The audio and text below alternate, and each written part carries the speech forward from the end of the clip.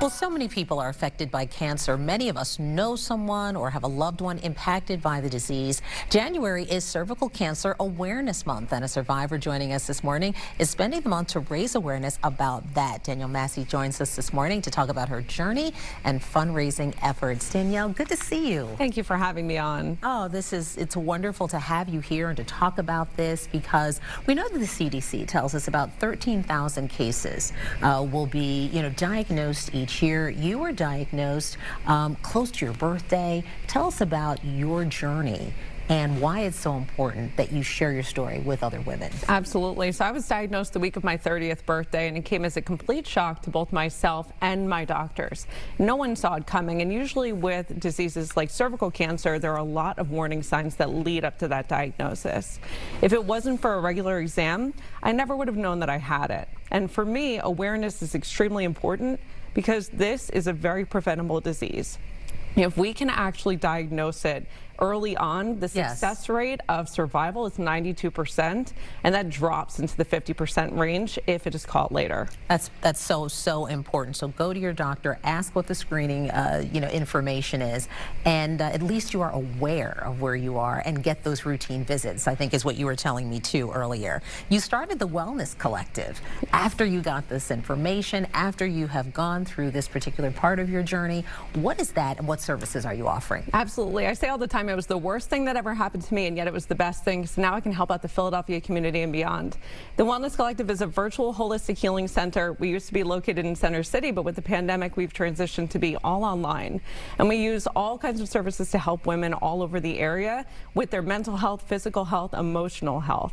We also have events that we host throughout the city, including our big one, which is Selfish Philly. Yeah, we're going to get to that in just a second. And I was going to say, how are you in these events that you're going to, which we'll talk about, that's coming up, but encouraging people then to be proactive about their health? We know that still about 4,000 women, unfortunately, really can still die from this disease. So you want people to do a couple of things. Absolutely, and especially in the Philadelphia area, where our community is by and large one of the poorest in the country.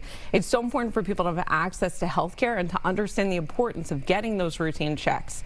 So with the events that I host, I want to make sure that people understand what their options are, and to be reminded how important it is to do the preventative care instead of having to do the stuff afterwards like I did, to really try and come back from an illness. How can we stop it before it starts? Yeah, and I want to go over just some of those fundraisers that you're actually talking about. You have one coming up tomorrow. They're going to last throughout the weekend. Tell us what's happening tomorrow. Absolutely. So tomorrow we're going to be at the Museum of Illusions. It's an incredible space and extremely fun.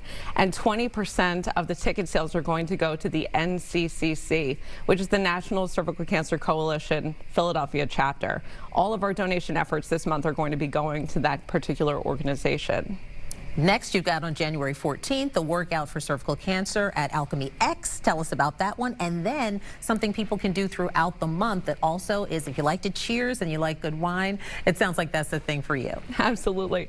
So on Alchemy X on Saturday, we're going to be hosting two classes. The first one's going to be a 9 a.m. yoga class. At 10 a.m. we'll be doing mat Pilates. Alchemy X is a brand new studio that's on Passyunk Avenue in South Philly, and we're going to be working out for a cause. 100% of the retail price is going to go to the NCCC for that one. And then throughout the month, every purchase that you make from Wine Still Sold Out, WTSO, is going to have the ability for you to donate when you check out. Oh, I love that. Absolutely. So something for everybody. And you can either be home and do something online like this. If you love wine and you love to get out and exercise, this is also great. I want to ask you about your book also, and where folks can go for more information, because that also was born out of you talking about your journey. It was. Shadow work was what I turned to when I was going through cervical cancer, because I had so much trauma that was stuck in my body, and I didn't understand how to maneuver around it. I'm a licensed therapist, and my background's in cognitive neuroscience, and I still didn't know where to turn. So shadow work was what I used to teach at Penn State,